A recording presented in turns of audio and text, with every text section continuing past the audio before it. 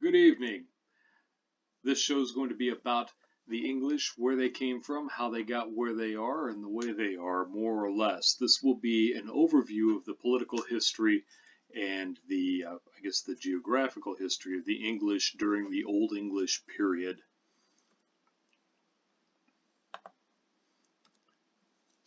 So,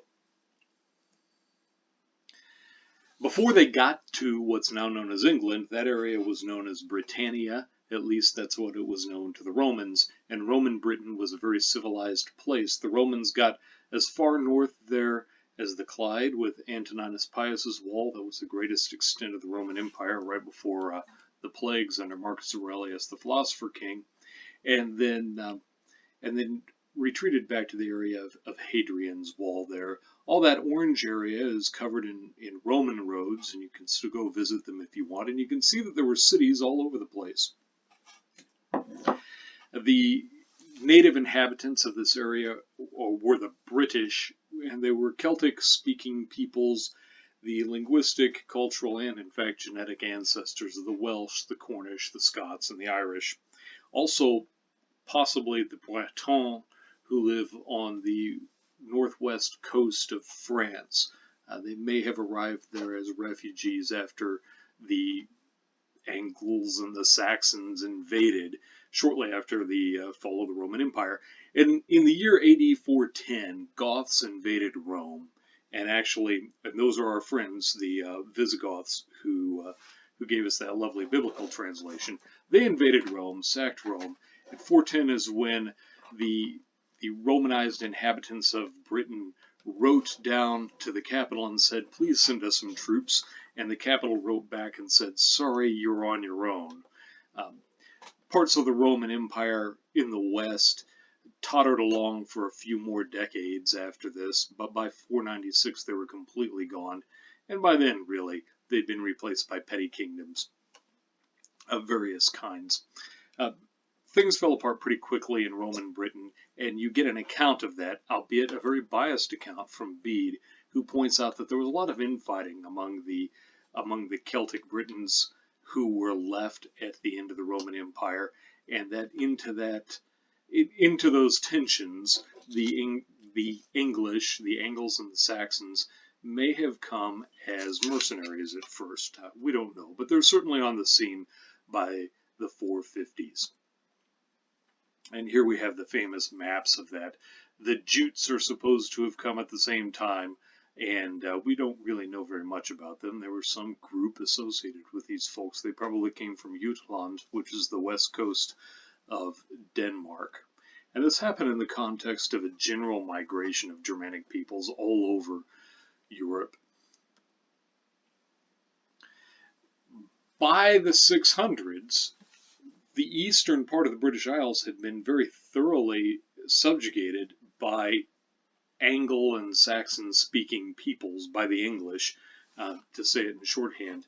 And this is a typical representation of the way things broke down. We know there were petty kingdoms, sometimes named by region, as in Northumbria, which is north of the River Humber, and sometimes named after peoples. So that's where we get the Dieri, the Lindsay, the Huike there in the middle, and so forth. And some of them may even have Celtic names. Kent may be a region named after a Celtic word. That's a little unclear. The people most interesting to us are going to be the Northumbrians, and to a certain extent the Kents, and then the West-Saxons. By the way, you'll notice that the coastline looks a little different. At this time, there were large areas of fenlands, of swamps that were marginally inhabitable, and that area has since been drained and developed into agricultural countries. So we regard the coastline of of England as a little bit different. Do notice, by the way, this map is a traditional way in the discourse to represent early so-called Anglo-Saxon England, as though the island were a blank map for these Germanic people to show up on and reshape according to their own will. In fact, really, it was a busy place. There were all kinds of people already living there and already doing their own thing, and already having their own settlements. Some of those survive and are really important. York up there was a Roman town, Eboracum. Canterbury was a Celtic town of some regional importance, and Winchester has has a part of its name. The Chester is from Roman castrum, which means camp. That's named as an old Roman military settlement of some kind. So these things weren't invented out of whole cloth, but these three cities, York, Canterbury, and Winchester, within a pretty short time become really important power centers for early medieval England, regardless of the Celtic structures that had been there. And the Roman structures, really, St. Albans was the capital of Roman Britain, and it's really no longer a very important city after this period. So Canterbury is important. That's the capital of Kent, and we'll learn more about it in a moment. It's famous for having a cathedral in it because it is still the center of ecclesiastical power. Winchester was the capital of the West-Saxon kingdoms, and it becomes an important basis for political and ecclesiastical power, which are really the same thing in the Middle Ages almost, in the South. And York is the regional capital of the North, and it changes hand in some interesting ways. There's some other interesting things going on here too. Of course, London's there. That was an old Roman city, an old Roman port city. It's still an important port city and market town, but it's not a center of church or political or military power during this period, at least not during the early parts of this period. Lindisfarne, that little island way up there, Lindisfarne is actually an abbey on an island called Holy Island. That is an influential monastery. That's where Cuthbert lived, and he's very famous. And it's also the site of the first Viking raid, which happens in the year 793, that kicks off the Viking era. They sail up to Lindisfarne. You saw this very poorly dramatized and exceedingly weakly imagined if you watch that horrible Viking series. Ask me to hold forth about it sometime when we need something to complain about. But it was the site of the first Viking raid. We also have Wearmouth Jarrow there. Jarrow is the name of the monastery where the Venerable Bede, who wrote our ecclesiastical history of the English people, lived and did his work right there on the seacoast. And right between Jarrow and York, sorry, I'm moving my cursor, there's Whitby. This was the site of an important church council. So while we may imagine as Americans British culture, English culture centering here, in the early Middle Ages, it was really cooking along the coast up here and also along the coasts down here. Those were the places where culture was hot. York was really important. Within the few hundred years after the conversion of the English peoples to Christianity, in roughly the year 600, York held one of the finest libraries in all of Europe, and we'll learn more about that in a little bit.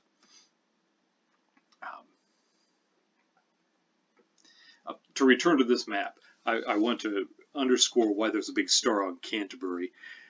Canterbury was, as I said, the regional capital of Kent. It was a royal city. It's a little bit of a misnomer to call these things capitals in the modern sense, but it was the seat of a local kingdom, and this is where Gregory the Great sent Augustine to be a missionary to the English.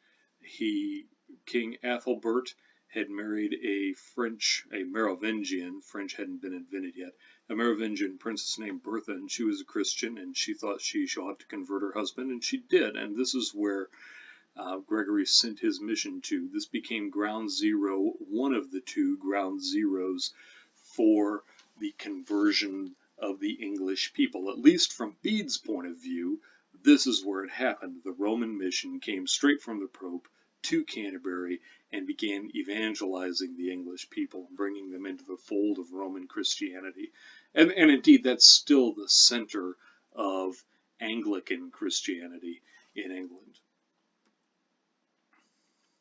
It's traditional to think of there being 7 kingdoms at work during this period, and it's not entirely inaccurate, although really what kingdoms were what shifted all the time, and it was never this simple. But Bede likes the idea of there being 7 kingdoms, and so do the historians who trust Bede as sort of a national origin myth. It wasn't all about the English and the relationship to Rome, though. Do remember this, that there were Irish and Celtic peoples here too, and they had some very important things going on. Glastonbury is the site of, in fact, Neolithic ruins, but Glastonbury is the site of an abbey, a very famous one, and which is to say a monastery that predates the Anglo and Saxon invasion of England. There was a town there in Roman Britain, and there was a Christian community on that site in Roman Britain, and that that monastic community persisted through the Old English period, and then, in fact, all the way up to King Henry VIII's dissolution of the monasteries in the 1500s. Glastonbury was one of the most influential, and in fact one of the largest and most powerful and wealthiest monasteries in all of Britain. And more interesting yet, up at the very top of the map is Iona. I had to look special for a modern map because all the maps of early medieval England leave Iona off. They cut off just low of that, somewhere closer to the Clyde. Iona was the monastery founded by, it was an Irish and Scottish. You can't tell those two peoples apart at this point. It was an Irish monastery on this island way up there north of Ela that, that was the staging ground for Irish missions to Christianize the Angles and the Saxons. And it was from there, actually, that the missionaries got down to York and started founding all those churches. Bede doesn't give a very good picture of that because he has differences, political and theological and doctrinal differences from the Irish branch of the church. And so he tells a story about everything happening out of Canterbury and Canterbury happening straight out of Rome, when in fact he was living in a community that was shaped, intimately shaped by the efforts of Irish missionaries who can trace their tradition back through Iona all the way back to St. Patrick, if you want to go that far. So things had been swimming along with the old so-called heptarchy back there, never mind our flashback to Iona, until the year 793 when Vikings attacked. And Viking is a job description, not an ethnicity. They are Scandinavian peoples. Some of them are Norse, some of them are Danish, some of them would identify themselves otherwise, but you'll hear me say all those things.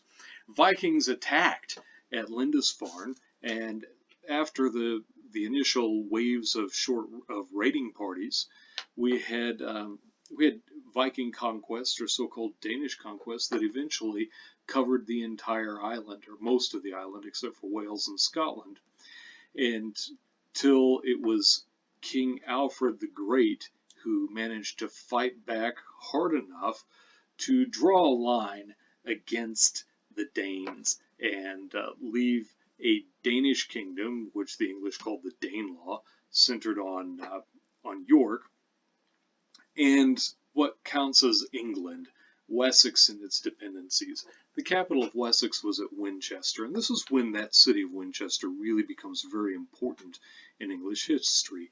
It is ground zero for royal power, as well as for a certain amount of church power in the south of England. There are a whole lot of English people left up there in the Danelaw, but they live under pagan Scandinavian kings, and those kingdoms are really shifting. From the English point of view, it's just the Danelaw. It's got its own internal politics. And then there's left this small kingdom of Northumbria. That's the kingdom of English peoples north of the Humber. In fact, a lot of that winds up being Danish off and on too. This stabilizes things for a little while, but this is a very important political development in the history of England. Remember how I said that for a while York was one of the most highly developed schools, and it held one of the most extensive libraries in all of Europe, certainly in northern Europe. That was prior to this Viking area. The Viking invasions, and I'll just go ahead and call them that, but these Viking invasions thoroughly disrupted ecclesiastical culture, academic culture, the writing of books. Nothing survives of the library at York. Not one volume that's extant in Europe can be confidently traced back to that library at York, even though we know very well some of the things that were in it from a variety of contemporary accounts. This is the situation where Alfred the Great took a look around and said, my gosh, there aren't that many people left who even really know Latin, and especially nobody north of the Humber, that is up in Northumbria. We've got to start doing our work in English, or we aren't going to be able to do our work. That arose from this state of affairs. The Danelaws, the split between the Danelaw and Wessex, that is, so-called England, persisted for quite some time until eventually there were some wars back and forth. But later on in the Anglo-Saxon period, Canute, king of Norway, he was the son of Sweyn Forkbeard, managed to unify the entire thing. Canute's a Dane from the English point of view, but he was a pretty good Dane, and he was a pretty good king. This was the last stage of early medieval English polity. There was a unity, and it persisted until 1066 in the Norman invasion, when this is conquered by William the Conqueror. But we aren't there yet in our history.